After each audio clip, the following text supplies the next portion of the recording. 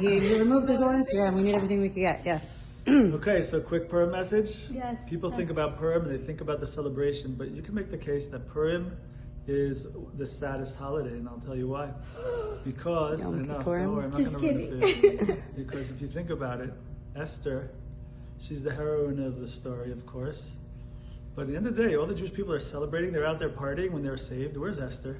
She's still Stuck in the palace. She's still stuck with Achashverosh in the palace, right? And so you could look at this. So we have to be able to train our way of thinking because we think that what our life is all about, we have a certain picture of what it should be, of what it's going to be, of what success looks like, of what being a good Jew looks like, of what successful Jewish living or upbringing looks like. Right? Like what was her, before she was snatched, what was her picture, right? She was envisioning that she's going to be, she's going to envisioning herself with a family around the table singing Zmiros and her kids learning Torah. And now she's freaking stuck with this animal, right?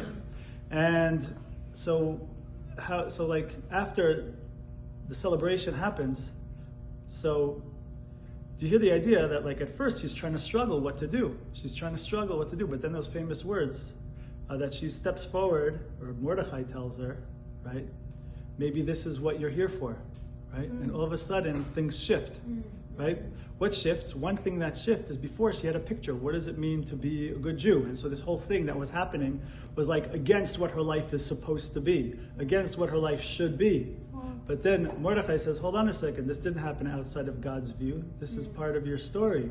So all of a sudden, it's like she steps forward, she steps above that picture of what is supposed to be, and steps into a place of, like what the Baal Shem Tov says, which is to step into the present moment and say, Hashem, what do you want from me in this reality? Not in some picture, not in some vision, not in some whatever of what it's supposed to be, right?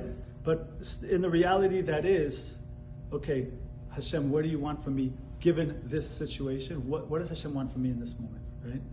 And fast forward a bunch of years later when Esther is on her deathbed. So what do you think? Is she like struggling? Is she upset? Like, why didn't I have that picture? No way, right? Can you hear the idea that maybe she has like a certain subtle smirk on her face, thinking like, wow, Hashem, bima zachiti, what did I merit that through me all of the Jewish people survived? Right? So this is a maturity that we have to go through. We have a certain naivety, we have a certain picture we grow up with. What does it look like to be? What does like a good Jewish life look like? And it's true, we need a picture, like you have to grow up looking at something and whatever, and that's normal and fine. But as we grow up and we deal with life and stuff happens, we have to be able to, instead of having that against what's quote unquote supposed to be, and then we're like paused, like we're not able to move, we're not able to progress in life when we think it's supposed to be going this way, but then the reality is this, and we're like stuck.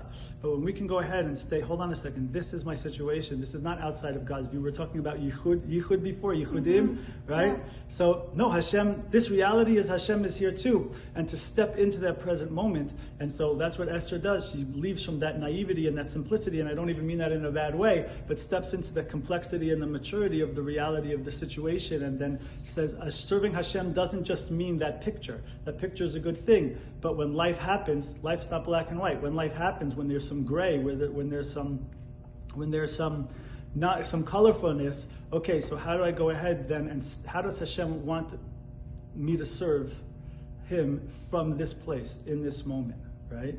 Mm-hmm. And this is the thing also, a lot of times we read the books of halacha, and that's beautiful, black and white, we need to know, but then, okay, how do we apply that to our situation that is gray? How do we apply that to our situation that is colorful? That's something we have to work on, that's something we have to deal with, that's something we have to be connected to, rabbis, tzaddikim, people who understand it in a deep way, and get to the deeper message of, okay, what does Hashem want from me in this situation, in this reality? Wow. Right? You dropped that like it was nothing. Yeah. Like, wow, that was a big Purim bomb. Oh, yeah.